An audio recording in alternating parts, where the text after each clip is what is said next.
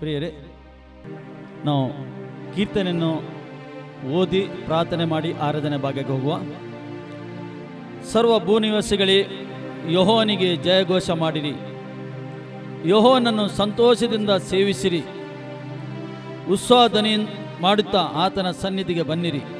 ಯೆಹೋವನೇ ದೇವರೆಂದು ತಿಳಿದುಕೊಳ್ಳಿರಿ, ನಮ್ಮನ್ನು ಉಂಟು ಮಾಡಿದವನು ಆತನೇ, ನಾವು ಆತನವರೇ, ಆತನ ಪ್ರಜೆಯು, ಆತನ ಪಾಲಿಸುವ ಹಿಂಡು ಆಗಿದ್ದೇವೆ. ದೇವರ ಪರಿಶುದ್ಧ ನಾಮಕ್ಕೆ ಸ್ತೋತ್ರ ಉಂಟಾಗಲಿ. ದೇವರ ವಾಕ್ಯದಲ್ಲಿ ಜೀವ ಉಂಟು. ದೇವರ ವಾಕ್ಯ ಹೀಗೆ ಹೇಳ್ತದೆ, ಸರ್ವ ಭೂನಿವಾಸಿಗಳು ಯೆಹೋವನನ್ನು ಜಯಘೋಷ ಮಾಡಿರಿ. ನಾವೆಲ್ಲರೂ ಆತನನ್ನು ಸ್ತುತಿಸಬೇಕು, ಎಲ್ಲರೂ ಆರಾಧನೆ ಮಾಡಬೇಕು, ಆತನ ಚಿತ್ತವಾಗಿದೆ. ಅದಕ್ಕೋಸ್ಕರ ಆತನ ವಾಕ್ಯ ಹೇಳ್ತದೆ, ಯೋಹಾನ ಸುವಾರ್ತೆ 14:23, ಆತನು ಆರಾಧನೆ ಮಾಡುವವರು ಸತ್ಯದಿಂದಲೂ ಆತ್ಮದಿಂದಲೂ ಆರಾಧನೆ ಮಾಡಬೇಕೆಂದು ಆತನು ಬಯಸ್ತಾನೆ. ನಾವು ಈ ಸಮಯದಲ್ಲಿ ಸತ್ಯದಿಂದಲೂ ಆತ್ಮದಿಂದಲೂ ಆತನ ಮನಪೂರ್ವಕವಾಗಿ ಹೃದಯಪೂರ್ವಕವಾಗಿ ಆತನು ಸ್ತುತಿಸುವ, ಆತನ್ನು ಆರಾಧನೆ ಮಾಡುವ, ಆತನ ನಾಮವನ್ನು ಮಹಿಮೆಪಡಿಸುವ ಈ ಸಮಯದಲ್ಲಿ ನಾವು ಎಲ್ಲರೂ ಸಿದ್ಧವಾಗಿ ಆತನ್ನು ಸ್ತುತಿಸುವ. Thank you Lord, thank you, thank you, hallelujah, thank you Jesus.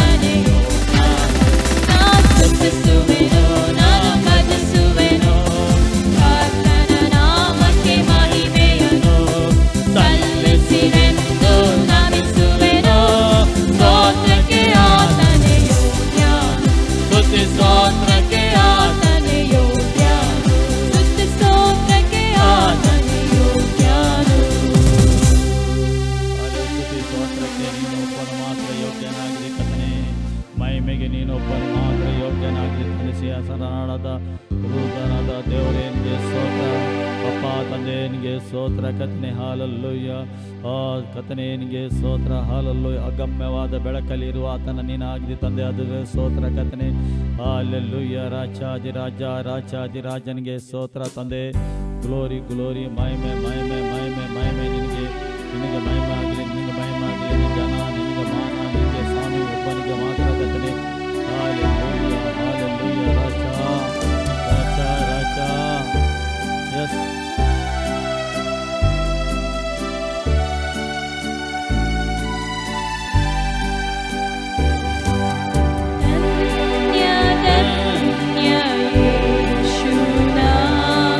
ಸ್ತುತಿಗೆ ಯೋಗ್ಯ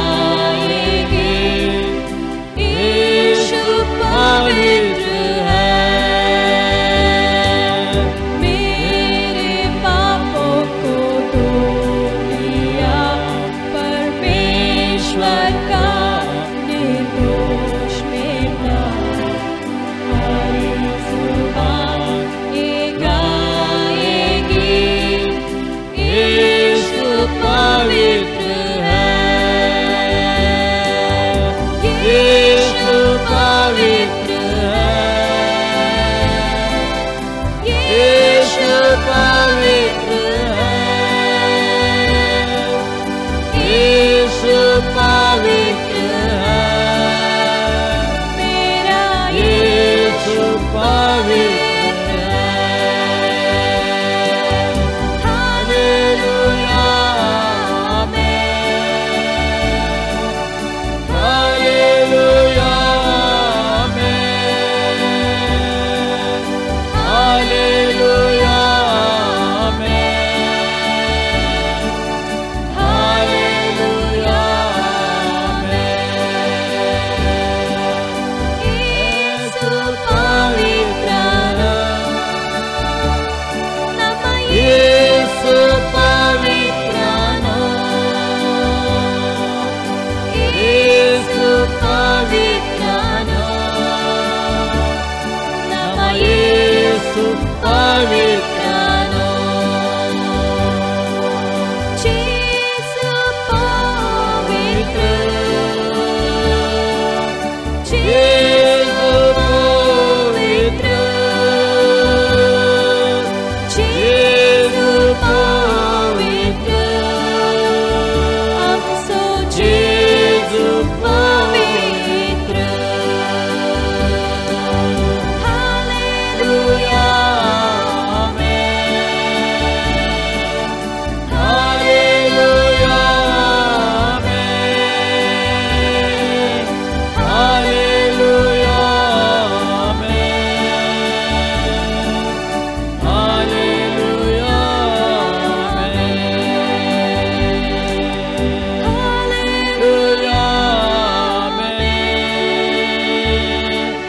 हालेलुया आमेन,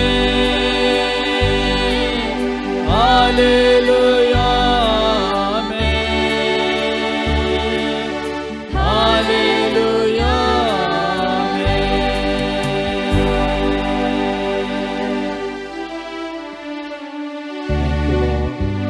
ಪರಿಶುದ್ಧ ದೇವರಾಗಿ ಪರಿಶುದ್ಧನು ಪರಿಶುದ್ಧನು ಪರಿಶುದ್ಧನಾಗಿ ತಂದೆ ನಿನಗೆ ಸ್ತೋತ್ರ ಕರ್ತನೇ.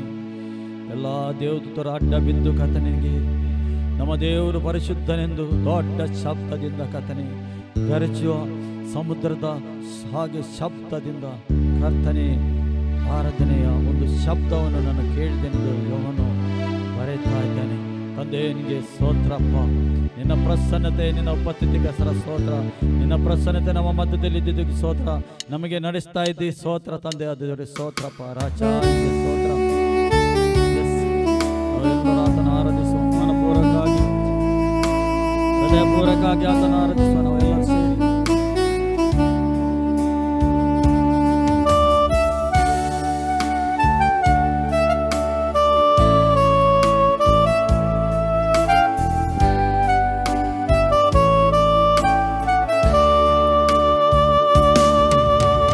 ಗಮ್ಯವಾದ ಬೆಳಕಲ್ಲಿ ವಾಸ ಮಾಡುವ ದೇವ ಪರಿಶುದ್ಧನು. ಕೆರೂಬಿಯರು ಸೆರಾಫಿಯರು ಹೊಗಳಿ ಹಾಡುವ ದೇವ ಪರಿಶುದ್ಧನು.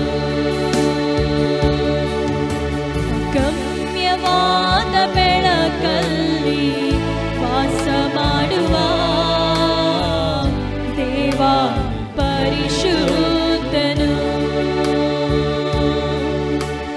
ಕೆರೂಬಿಯರು ಸೆರಾಫಿಯರು ಹೊಗಳಿ ಹಾಡುವ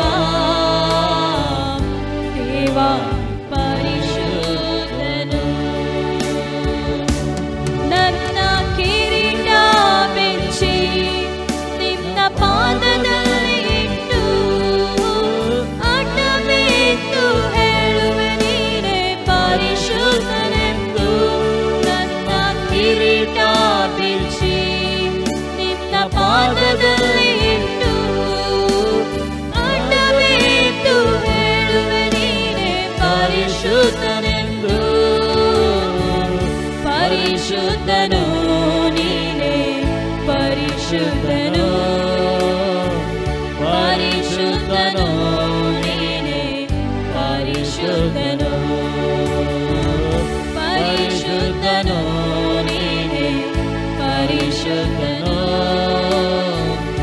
ಪರಿಶುದ್ಧನು ನೀನೇ ಪರಿಶುದ್ಧನು.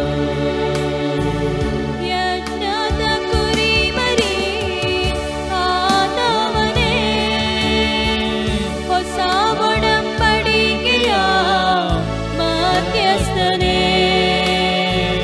ಯಜ್ಞದ ಕುರಿಮರಿ ಆದವನೇ, ಹೊಸ ಒಡಂಬಡಿಕೆಯ ಮಧ್ಯಸ್ಥನೇ. ನನಗಾಗಿ ತಂದೆ ಬಳಿ ಮಧ್ಯಸ್ಥಿಕೆ ವಹಿಸುವ ಮಹಾಯಾಜಕನೇ.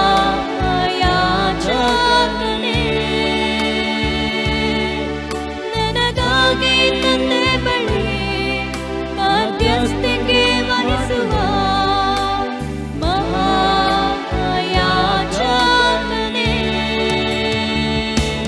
ನನ್ನ ಕಿರೀಟ ಬಿಚ್ಚಿ ನಿನ್ನ ಪಾದದಲ್ಲಿಟ್ಟು ಅಡ್ಡಬಿದ್ದು ಹೇಳುವೆ ನೀನೇ ಪರಿಶುದ್ಧನೆಂದು. ನನ್ನ ಕಿರೀಟ ಬಿಚ್ಚಿ ನಿನ್ನ ಪಾದದಲ್ಲಿಟ್ಟು ಅಡ್ಡಬಿದ್ದು ಹೇಳುವೆ ನೀನು ಪರಿಶುದ್ಧನೆಂದು. ಪರಿಶುದ್ಧನು ನೀನೇ ಪರಿಶುದ್ಧನು. ಪರಿಶುದ್ಧನು ನೀನೇ ಪರಿಶುದ್ಧನು. ಪರಿಶುದ್ಧನು ನೀನೇ ಪರಿಶುದ್ಧನು. ಪರಿಶುದ್ಧನು ನೀನೇ ಪರಿಶುದ್ಧನು.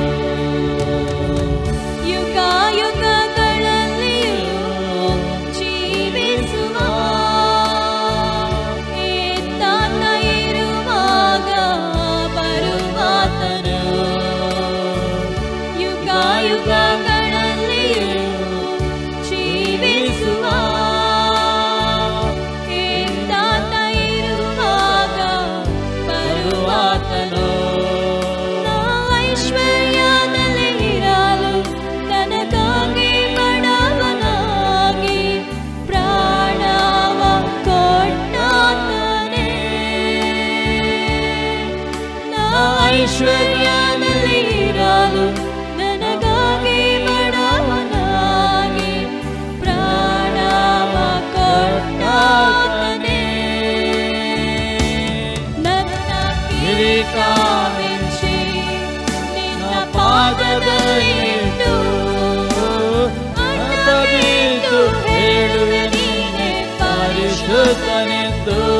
ನನ್ನ ಕಿರೀಟ ಬಿಚ್ಚಿ ನಿನ್ನ ಪಾದದಲ್ಲಿಟ್ಟು ಅಡ್ಡಬಿದ್ದು ಹೇಳುವೆ ನೀನೆ ಪರಿಶುದ್ಧನೆಂದು. ಪರಿಶುದ್ಧನು ನೀನೆ ಪರಿಶುದ್ಧನು. ಪರಿಶುದ್ಧನು ನೀನೆ ಪರಿಶುದ್ಧನು. ಪರಿಶುದ್ಧನು ನೀನೆ ಪರಿಶುದ್ಧನು. ಪರಿಶುದ್ಧನು ನೀನೆ ಪರಿಶುದ್ಧನು. ಪರಿಶುದ್ಧನು ನೀನೇ ಪರಿಶುದ್ಧನು. ಪರಿಶುದ್ಧನು ನೀನೆ ಪರಿಶುದ್ಧನು. ನನ್ನ ಕಿರೀಟ ಬಿಚ್ಚಿ ನಿನ್ನ ಪಾದದಲ್ಲಿಟ್ಟು ಅಡ್ಡಬಿದ್ದು ಹೇಳುವೆ ನೀನೆ ಪರಿಶುದ್ಧನೆಂದು. ನನ್ನ ಕಿರೀಟ ಬಿಚ್ಚಿ ನಿನ್ನ ಪಾದದಲ್ಲಿಟ್ಟು ಅಡ್ಡಬಿದ್ದು ಹೇಳುವೆ ನೀನೆ ಪರಿಶುದ್ಧನೆಂದು. ಪರಿಶುದ್ಧನು ನೀನೆ ಪರಿಶುದ್ಧನು. ಪರಿಶುದ್ಧನು ನೀನೆ ಪರಿಶುದ್ಧನು. ಪರಿಶುದ್ಧನು ನೀನೆ ಪರಿಶುದ್ಧನು. ಪರಿಶುದ್ಧನು ನೀನೆ ಪರಿಶುದ್ಧನು. ಪರಿಶುದ್ಧನು ನೀನೆ ಪರಿಶುದ್ಧನು. ಪರಿಶುದ್ಧನು ನೀನೇ ಪರಿಶುದ್ಧನು ಪರಿಶುದ್ಧನು ನೀನೇ ಪರಿಶುದ್ಧನು ಪರಿಶುದ್ಧನು ನೀನೇ ಪರಿಶುದ್ಧನು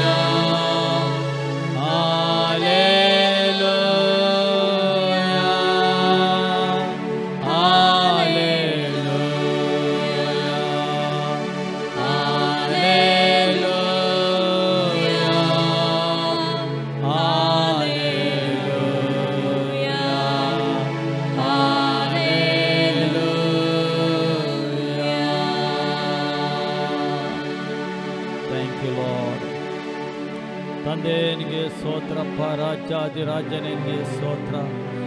ನಿನ್ನ ಪ್ರಸನ್ನತೆಗಾಗಿ ಸ್ತೋತ್ರ, ನಿನ್ನ ಉಪಸ್ಥಿತಿಗಾಗಿ ಸ್ತೋತ್ರ ತಂದೆ ದೇವರೇ ಸ್ತೋತ್ರ. ಅಗಮ್ಯವಾದ ಬೆಳಕಲ್ಲಿ ಇರುವ ಆತ ನೀನಾಗಿದೆ ತಂದೆ, ನಿನಗೆ ಸ್ತೋತ್ರಪ್ಪ. ನಿನ್ನ ಮಕ್ಕಳಾಗಿ ಸೇರಿ ನಾವು ಮಾಡಿದ ಸ್ತುತಿಯಲ್ಲಿ ನೀನು ಮಹಿಮೆ ಹೊಂದಿದ್ದಕ್ಕೆ ಸ್ತೋತ್ರಪ್ಪ. ನಾವು ಮಾಡಿದ ಆರಾಧನೆಯಲ್ಲಿ ನೀನು ಮಹಿಮೆ ಹೊಂದಿದ್ದಕ್ಕೆ ಸ್ತೋತ್ರ ಕರ್ತನೇ. ಓ ನೀನು ಕರ್ತನೇ ಸ್ತುತಿಗೆ ಯೋಗ್ಯನು, ಕರ್ತನೇ ಆರಾಧನೆಗೆ ನೀನು ಯೋಗ್ಯನಾಗಿದೆ ಕರ್ತನೇ. ಎಲ್ಲ ಘನ, ಎಲ್ಲ ಮಾನ, ಎಲ್ಲ ಮಹಿಮೆ ನಿನಗೆ ಒಬ್ಬನಿಗೆ ಮಾತ್ರ ನಾವು ಸಲ್ಲಿಸ್ತೇವೆ. ಆಮೆನ್.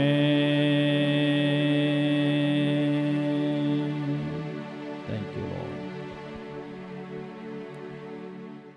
ಪ್ರಿಯರೇ, ಇಷ್ಟು ಸಮಯ ನಾವು ನಮ್ಮ ತಂದೆಯಾದ ದೇವರಿಗೆ ಆರಾಧನೆ ಮಾಡಿದೆವು, ಸ್ತುತಿ ಮಾಡಿದೆವು. ನಮ್ಮ ಯಜ್ಞವು ನಮ್ಮ ತಂದೆಯಾದ ದೇವರಿಗೆ ನಾವು ಅರ್ಪಿಸಿದೆವು. ದೇವರು ನಮಗೆ ಸ್ತೋತ್ರವಾಗಲಿ. ದೇವರ ಪ್ರಸನ್ನತೆ ನಮ್ಮ ಮಧ್ಯದಲ್ಲಿ ಉಂಟು, ದೇವರ ಉಪಸ್ಥಿತಿ ನಮ್ಮ ಮಧ್ಯದಲ್ಲಿ ಉಂಟು.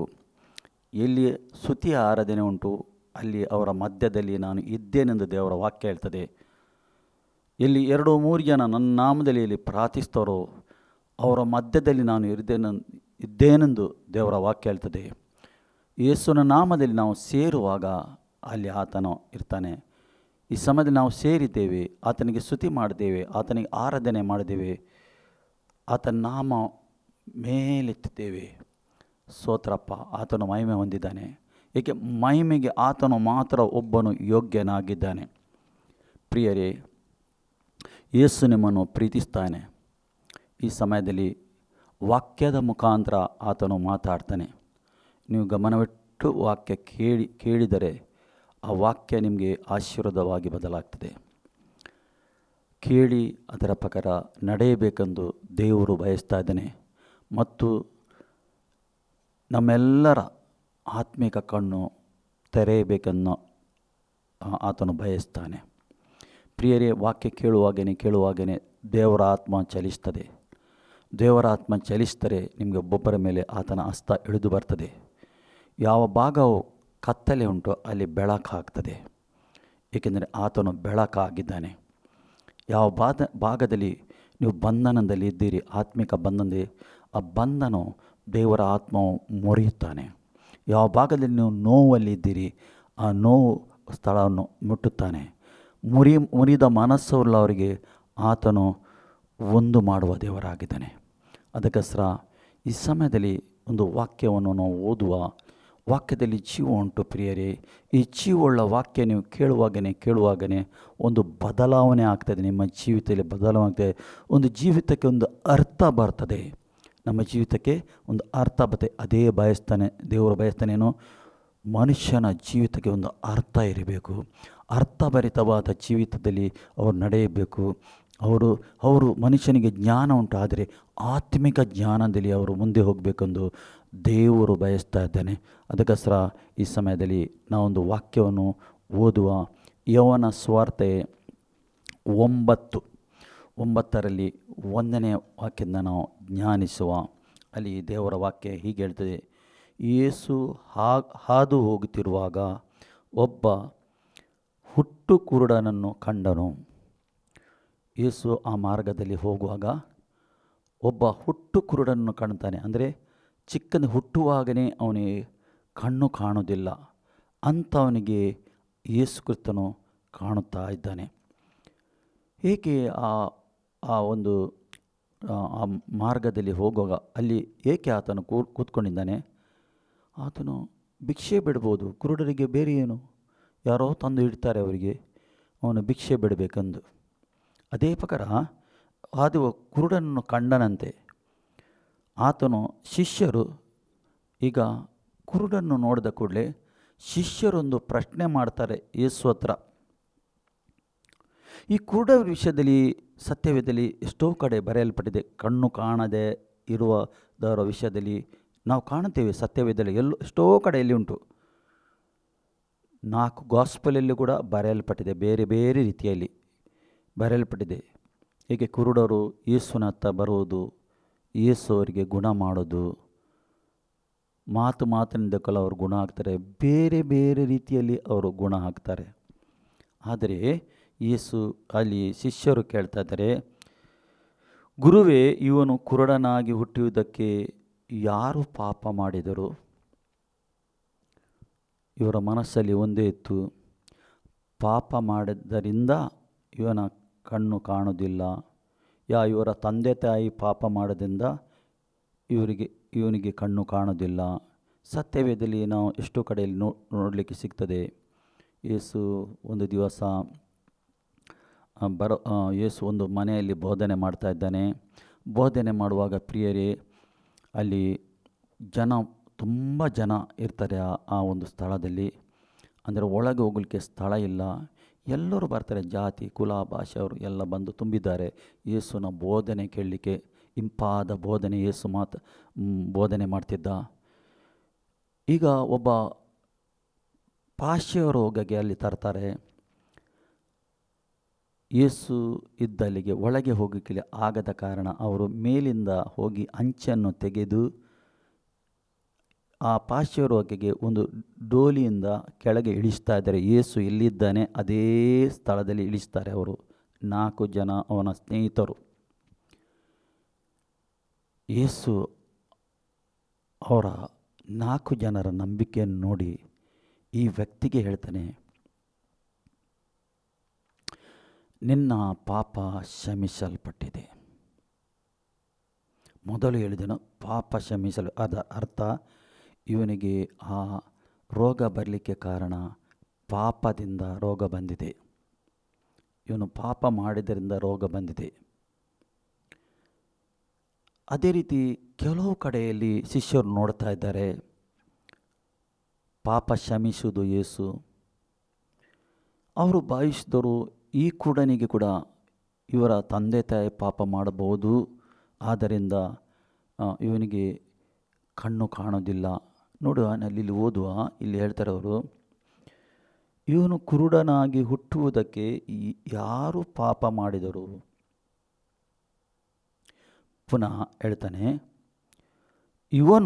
ಇವನ ತಂದೆ ತಾಯಿಗಳು ಎಂದು ಆತನು ಕೇಳಿದ್ದಕ್ಕೆ ಯೇಸು ಇವನು ಪಾಪ ಮಾಡಲಿಲ್ಲ ಹೇಳ್ತಾನೆ. ಇವನು ಪಾಪ ಮಾಡಲಿಲ್ಲ. ಮತ್ತೆ ಹೇಳ್ತಾನೆ ಅಲ್ಲಿ, ಇವನ ತಂದೆ ತಾಯಿಗಳು ಪಾಪ ಮಾಡಲಿಲ್ಲ. ಇವನು ಪಾಪ ಮಾಡಲಿಲ್ಲ, ಇವನ ತಂದೆ ತಾಯಿಗಳು ಪಾಪ ಮಾಡಲಿಲ್ಲ, ಆದರೆ ಕುರುಡನಾಗಿ ಹುಟ್ಟಿದ್ದಾನೆ.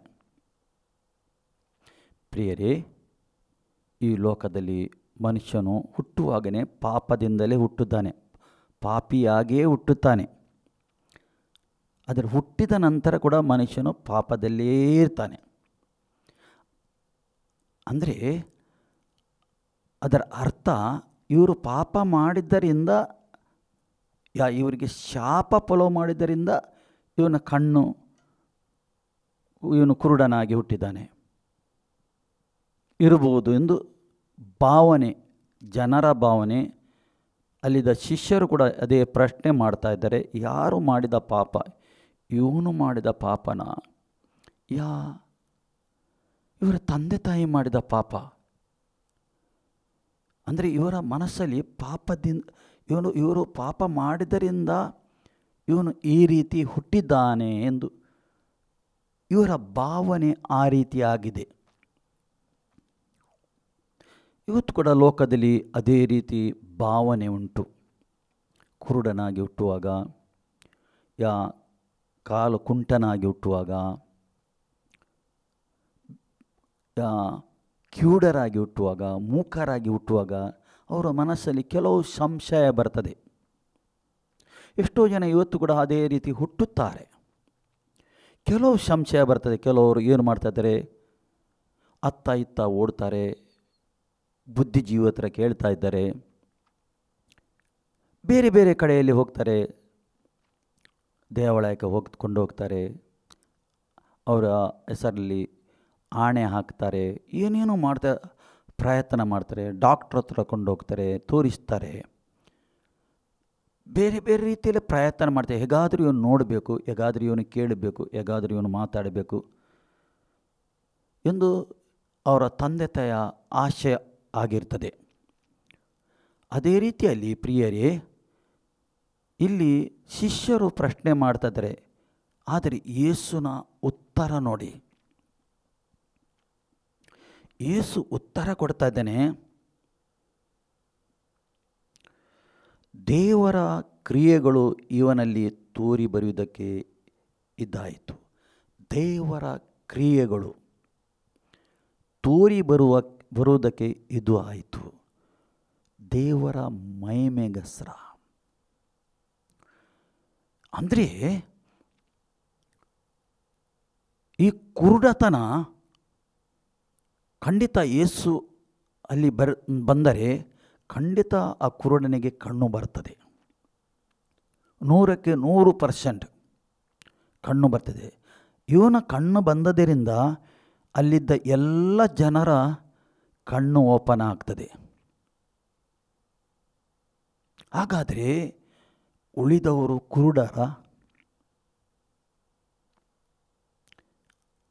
ಕುರುಡರಲ್ಲ, ಅವರಿಗೆ ಕಾಣ್ತದೆ. ಅವ್ರು ನೋಡ್ತಾರೆ, ಸ್ಪಷ್ಟವಾಗಿ ನೋಡ್ತಾರೆ. ಆದರೆ ಇವನ ಮುಖಾಂತರ ಒಂದು ದೇವರಿಗೆ ಮಹಿಮೆ ಆಗಲಿಕ್ಕುಂಟು. ಆದ ಕಾರಣ ಈ ರೀತಿ ಹುಟ್ಟಿದ್ದಾನೆ. ದೇವರಿಗೆ ಎಲ್ಲ ಗೊತ್ತುಂಟು. ಒಬ್ಬ ವ್ಯಕ್ತಿ ಪ್ರಿಯರೇ, ತಂದೆ ತಾಯಿಯ ಹೊಟ್ಟೆಯಿಂದ ಹುಟ್ಟುವ ಮುಂಚೆ ಗೊತ್ತುಂಟು. ದಾವೀದನಿಗೆ ಹೇಳ್ತಾ ಇದ್ದೇನೆ, ನೀನು ಹುಟ್ಟುವ ಮೊದಲು ನಿನ್ನ ಪಿಂಡ ಆಗಿರುವಾಗೆ ನಾನು ನಿನ್ನನ್ನು ನೋಡಿದ್ದೇನೆ ಎಂದು ಹೇಳ್ತಾನೆ. ಗಲಾತ್ಯರಿಗೆ ಪತ್ರಿಕೆ 1ರಲ್ಲಿ ಈ ರೀತಿ ಹೇಳ್ತದೆ, ಪೌಲನು ಬರೆದ, ನೀನು ತಾಯಿಯ ಗರ್ಭದಲ್ಲಿ ಇರುವಾಗೇ ದೇವರೊಂದು ಯೋಜನೆ ಉಂಟು. ಎಲ್ಲರ ಮೇಲೆ ಒಂದು ಯೋಜನೆ ಉಂಟು. ಒಂದು ವೇಳೆ ನೀನು ರಕ್ಷಣೆಗೆ ಬಂದಿದ್ದಾದರೆ, ಯೇಸುಗೆ ಸ್ವಂತ ರಕ್ಷಕನ ಸ್ವೀಕಾರ ಮಾಡಿದರೆ, ಅದು ದೇವರ ಯೋಜನೆ. ನೀನು ಭಾಗ್ಯವಂತನು. ಈಗ ಒಬ್ಬ ವ್ಯಕ್ತಿ ರಕ್ಷಣೆಗೆ ಬರಬೇಕಾದರೆ ಅವನ ಆತ್ಮಿಕ ಕಣ್ಣು ತೆರೆಯಲ್ಪಡಬೇಕು. ಎಷ್ಟರ ತನಕ ಒಬ್ಬ ವ್ಯಕ್ತಿಯ ಆತ್ಮಿಕ ಕಣ್ಣು ತೆರೆಯುವುದಿಲ್ಲವೋ ಅಷ್ಟ ತನಕ ಈ ಸತ್ಯವೇದದ ಸತ್ಯ ಏನೆಂದು ಅವನಿಗೆ ಅರ್ಥ ಆಗುವುದಿಲ್ಲ. ಪ್ರಿಯರೇ, ಅರ್ಥ ಆಗಬೇಕಾದ್ರೆ ಅವನ ಆತ್ಮಿಕ ಕಣ್ಣು ತೆರೆಯಲ್ಪಡಬೇಕು. ಪ್ರಿಯರೇ, ಒಂದು ವೇಳೆ ನೀವು ರಕ್ಷಣೆ ಹೊಂದಿದ್ದಾದರೆ ನಿಮ್ಮ ಆತ್ಮಿಕ ಕಣ್ಣು ತೆರೆಯಲ್ಪಟ್ಟಿದೆ ಎಂದು ಅರ್ಥ. ಇವತ್ತು ಏಕೆ ಮಾನವನು ರಕ್ಷಣೆಗೆ ಬರೋದಿಲ್ಲ, ಸತ್ಯವನ್ನು ಸತ್ಯ ಅವರ ಮುಂದೆ ಉಂಟು, ಅವರಿಗೆ ತಿಳುಕೊಳ್ಳಿಕ್ಕೆ ಆಗುವುದಿಲ್ಲ ಪ್ರಿಯರೇ. ಕಾರಣ ಇಷ್ಟೇ, ಅವರ ಆತ್ಮಿಕ ಕಣ್ಣು ಬಂದುಂಟು. ಆದ ಕಾರಣ ಕೇಳುತ್ತಾರೆ, ನೋಡುತ್ತಾರೆ, ಆದರೆ ಅರ್ಥ ಆಗುವುದಿಲ್ಲ.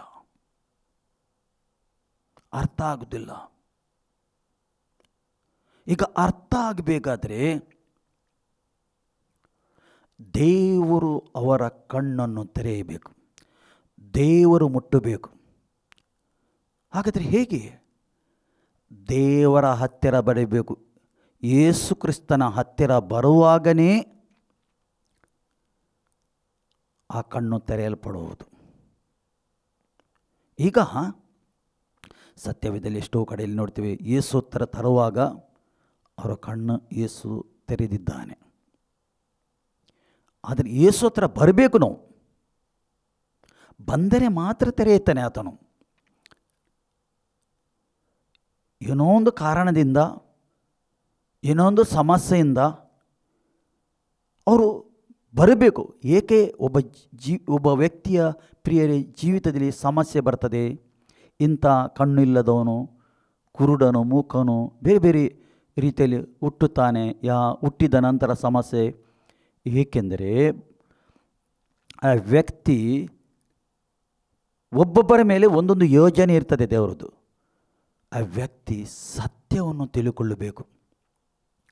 ಸತ್ಯ ದೇವರು, ಜೀವಿಸುವ ದೇವರು ಯಾರೆಂದು ಅವನು ತಿಳ್ಕೊಳ್ಳಬೇಕೆಂದು ಕೆಲವು ಸರಿ ಅವನ ಜೀವಿತದಲ್ಲಿ ಹೀಗೆ ಆಗ್ತದೆ. ಕೆಲವರ ಜೀವಿತದಲ್ಲಿ ಪಾಪ ಮಾಡಿದರಿಂದ, ಕೆಲವರ ಜೀವಿತದಲ್ಲಿ ಹಿರಿಯರು ಪಾಪ ಮಾಡಿದರಿಂದ.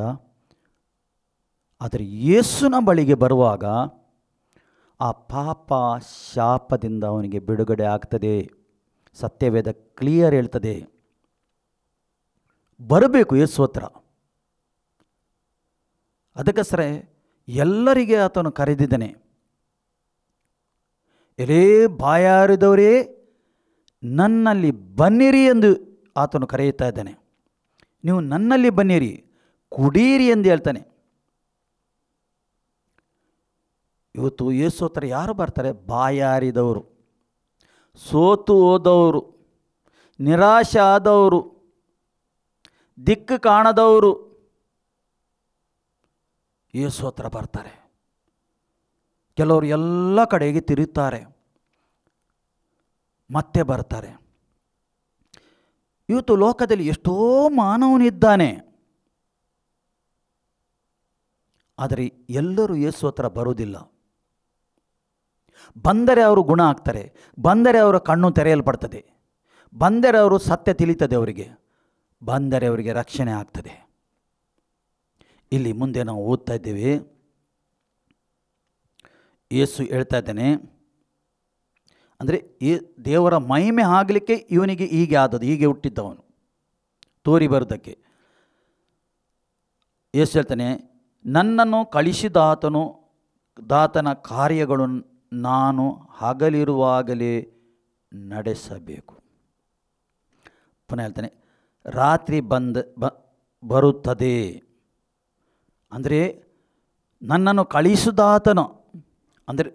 ಕಳಿಸಿದಾತನ ಕಾರ್ಯಗಳು ಹಗಲಿರುವಾಗಲೇ ನಡೆಯಬೇಕು. ಅಂದರೆ ಆ ಬೆಳಕು ಎಲ್ಲಿ ಉಂಟು ಅಲ್ಲಿ ಬರಬೇಕು. ಯೇಸು ಯಾರಾಗಿದ್ದಾನೆ ಪ್ರಿಯರೇ? ಲೋಕಕ್ಕೆ ಬೆಳಕಾಗಿದ್ದಾನೆ ಆತನು. ಆ ಬೆಳಕಿಗೆ ಯಾರು ಬರುತ್ತಾರೆ ಅವರಿಗೆ ಖಾಲಿ ಕೈಯಲ್ಲಿ ಕಳಿಸುವುದಿಲ್ಲ. ಪ್ರಿಯರೇ, ಇವತ್ತು ಎಷ್ಟೋ ಮಂದಿ ಯೇಸು ಅಂದರೆ ಗೊತ್ತುಂಟು ಅವರಿಗೆ, ಆದರೆ ಯೇಸುಗೆ ತಿಳುಕೊಳ್ಳದವರಿದ್ದಾರೆ. ಎಷ್ಟೋ ಕ್ರಿಶ್ಚಿಯನ್ಸ್ ಇದ್ದಾರೆ ಇವತ್ತು ಲೋಕದಲ್ಲಿ, ಆದರೆ ಯೇಸು ಎಂದು ಹೇಳ್ತಾರೆ ಅವರು. ಆದರೆ ಪ್ರಿಯರೇ, ಅವರು ಯೇಸುವನ್ನು ತಿಳುಕೊಳ್ಳುವ ರೀತಿಯಲ್ಲಿ ತಿಳುಕೊಳ್ಳದ ಕಾರಣ ಅತ್ತ ಇತ್ತ ಓಡಾಡ್ತಾ ಇದ್ದಾರೆ. ಕ್ರಿಶ್ಚಿಯನವರು ಕೂಡ ದಾರಿ ತಪ್ಪಿದ್ದಾರೆ. ಎಷ್ಟೋ ಕ್ರಿಶ್ಚಿಯನ್ಸ್ ಇದ್ದಾರೆ, ಅವರ ಕಣ್ಣು ಈಗಲೂ ಬಂದುಂಟು. ಯೇಸು ಏನು ಮಾಡಲು ಶಕ್ತನಿದ್ದಾನೆಂದು ಅವರು ಇನ್ನೂ ಕೂಡ ಅರಿಯಲಿಲ್ಲ. ಅದಕ್ಕೋಸ್ಕರ ಅವರು ಅಲೆದಾಡ್ತಾ ಇದ್ದಾರೆ. ಸರಿಯಾದ ಪ್ರಕಟಣೆ ಇಲ್ಲ. ದ ಕಾರಣ ಸಮಸ್ಯೆ ಪರಿಹಾರ ಆಗಲಿಕ್ಕೆ ಅತ್ತ ಇತ್ತ ಓಡ್ತಾ ಇದ್ದಾರೆ. ಅಲ್ಲಿ ನಾನು ಆಣೆ ಹಾಕಿದರೆ ಗುಣ ಆಗ್ಬೋದಾ? ಇಲ್ಲಿ ಹೋಗಿ ನಾನು ಪ್ರಾರ್ಥನೆ ಮಾಡಿದರೆ ಗುಣ ಆಗ್ಬೋದಾ? ಇಲ್ಲಿ ನಾನು ಬತ್ತಿ ಹಾಕಿದರೆ ಅಲ್ಲಿ ನನಗೆ ಪರಿಹಾರ ಆಗ್ಬೋದಾ? ಅಲ್ಲಿ ಎಣ್ಣೆ ಹಾಕಿದರೆ ನನಗೆ ಪರಿಹಾರ ಆಗ್ಬೋದಾ? ಇವತ್ತು ಕೂಡ ಕ್ರಿಶ್ಚಿಯನ್ನರು ಅತ್ತ ಇತ್ತ ಓಡ್ತಾ ಇದ್ದಾರೆ. ಪ್ರಿಯರೇ, ಗುಣಪಡಿಸುವಾತನು ಒಬ್ಬನೇ. ಯೇಸುವಿನ ನಾಮದಲ್ಲಿ ಮಾತ್ರ ಒಬ್ಬನಿಗೆ ಗುಣ ಆಗ್ತದೆ, ಒಬ್ಬನಿಗೆ ಬಿಡುಗಡೆ ಆಗ್ತದೆ. ಪ್ರಿಯರೇ, ಇದು ತಿಳ್ಕೊಳ್ಳದ ಕಾರಣ ಅತ್ತ ಇತ್ತ ಓಡಾಡ್ತಾ ಇದ್ದಾರೆ. ದೇವರಿಗೆ ಕೊಡುವ ಮಾನ ಇತರರಿಗೆ ಕೊಡ್ತಾ ಇದ್ದಾರೆ. ದೇವರಿಗೆ ಕೊಡುವ ಗೌರವ ಇತರರಿಗೆ ಕೊಡ್ತಾ ಇದ್ದಾರೆ. ನೀನು ಯಾರ ಹಿಂದೆ ಹೋಗ್ತಿ ಅವರು ಅದೇ ನಿನ್ನ ದೇವರಾಗಿದ್ದಾನೆ. ಪ್ರಿಯರೇ, ಲೋಕದಲ್ಲಿ ಒಂದು ಆತ್ಮಿಕ ಲೋಕ ಉಂಟು, ಒಂದು ಸ್ವಾಭಾವಿಕ ಲೋಕ ಉಂಟು.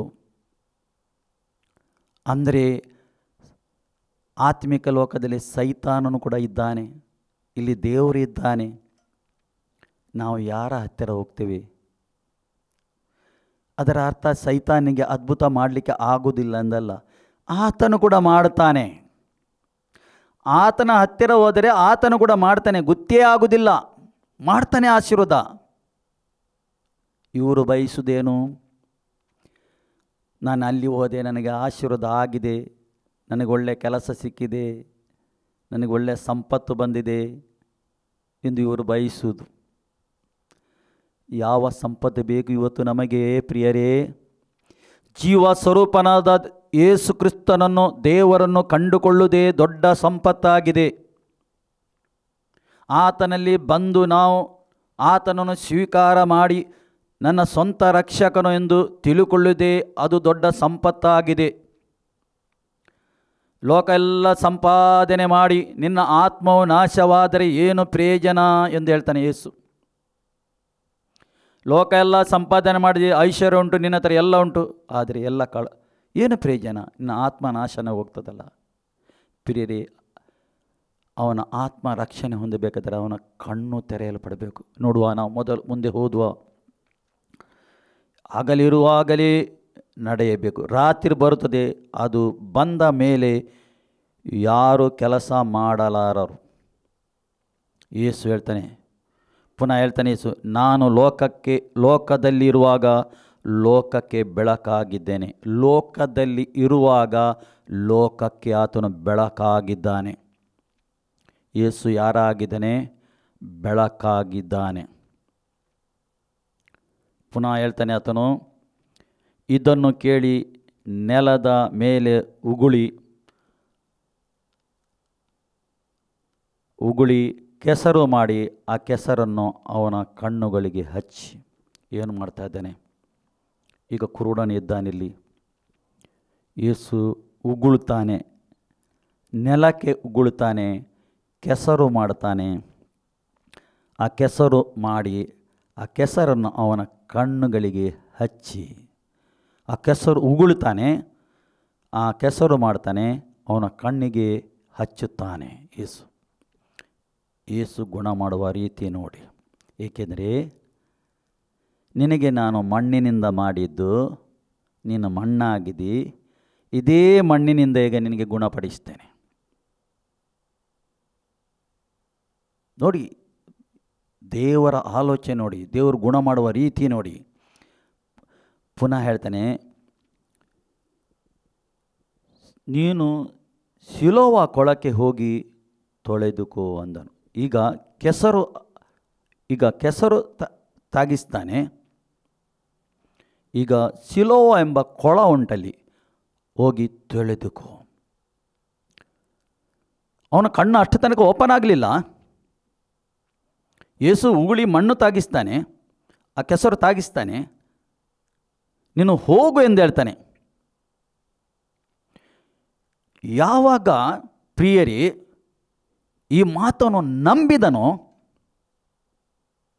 ಅವನು ನೋಡಲಿಲ್ಲ, ಕೊಳ ಎಲ್ಲಿಂಟು ಅವನಿಗೆ ಗೊತ್ತಿಲ್ಲ, ಹೋಗಿ ಸಿಲೋನ್ ಕೊಳದಲ್ಲಿ ನೀನು ಹೋಗಿ ತೊಳೆಕೋ ಅಂದನು.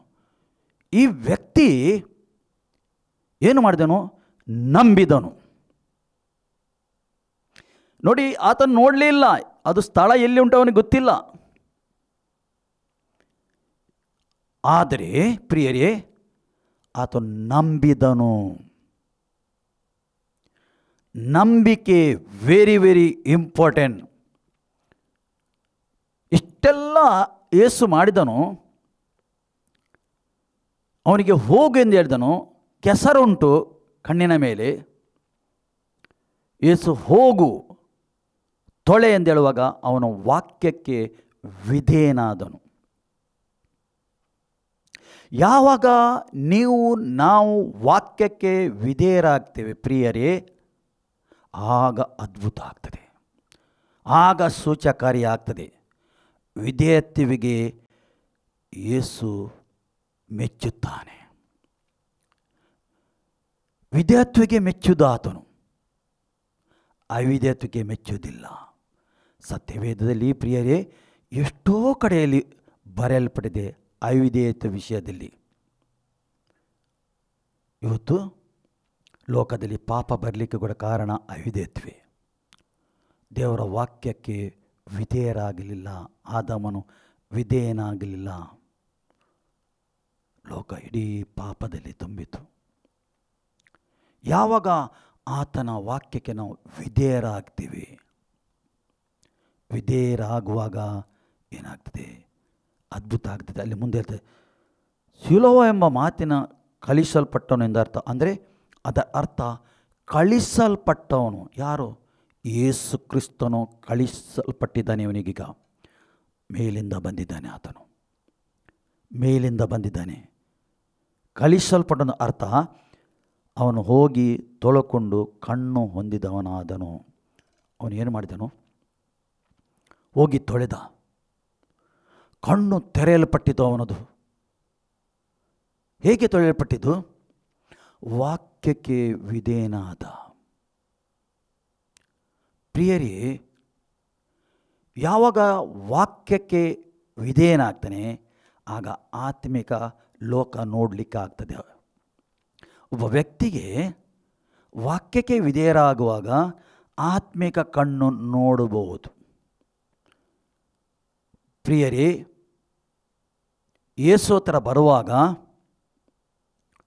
ಯೇಸು ಒಂದು ಆಜ್ಞೆ ಕೊಡ್ತಾನೆ, ಅದು ನಾವು ಪಾಲಿಸಬೇಕು. ವಿಧೇಯರಾಗುವಾಗ ನಮಗೆ ಸತ್ಯ ಏನೆಂದು ಗೊತ್ತಾಗ್ತದೆ. ಸತ್ಯವು ತಿಳುಕೊಳ್ಳಿರಿ, ಸತ್ಯವು ನಿಮಗೆ ಬಿಡುಗಡೆ ಮಾಡೋದು ಯೇಸು ಹೇಳ್ತಾನೆ. ಈಗ ಏನು ಮಾಡಬೇಕು ಪ್ರಿಯರೇ? ಸತ್ಯವು ತಿಳುಕೊಳ್ಳಬೇಕು. ಸತ್ಯವು ತಿಳುಕೊಳ್ಳದೆ ಇವತ್ತು ಮಾನವನು ನಾಶವಾಗ್ತಾ ಇದ್ದಾನೆ, ನಾಶನ ಮಾರ್ಗದಲ್ಲಿದ್ದಾನೆ.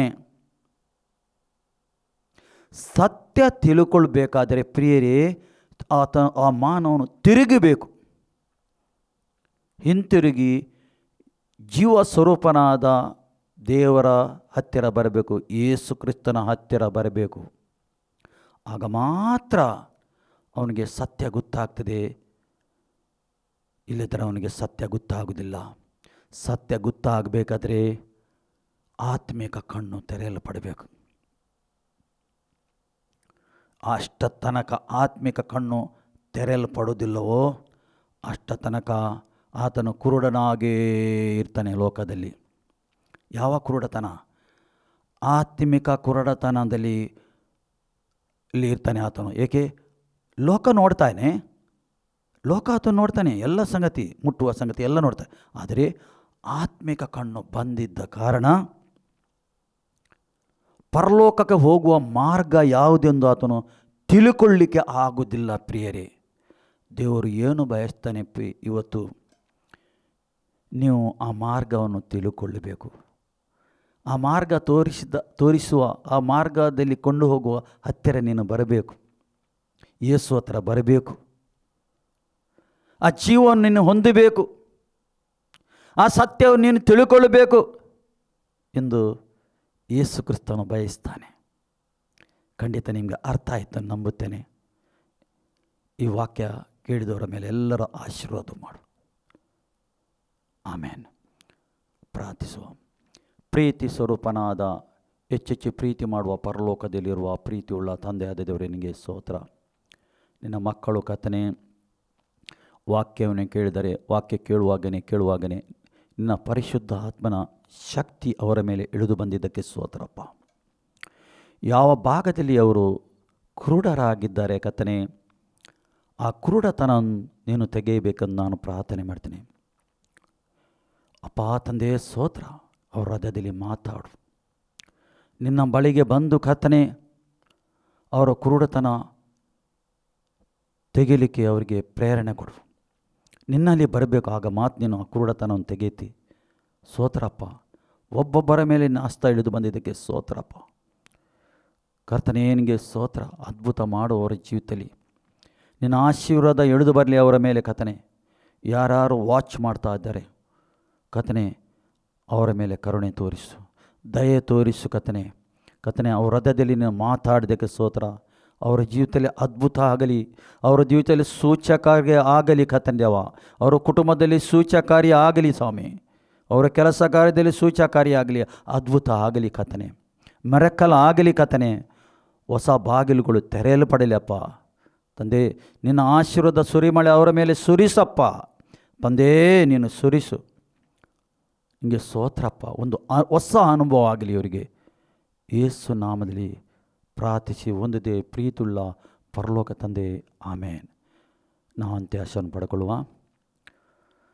ನಮ್ಮ ತಂದೆಯಾದ ದೇವರ ಪ್ರೀತಿ, ಯೇಸು ಕ್ರಿಸ್ತನ ಕೃಪೆ, ಪರಿಶುದ್ಧಾತ್ಮನ ಅನ್ಯೋನ್ಯತೆ ಈಗಲೂ ಸದಾಕಾಲ ಕ್ರಿಸ್ತನು ಪ್ರತ್ಯಕ್ಷ ಆಗುವ ತನಕ ಇವರ ಸಂಗಡ ಇರಲಿ.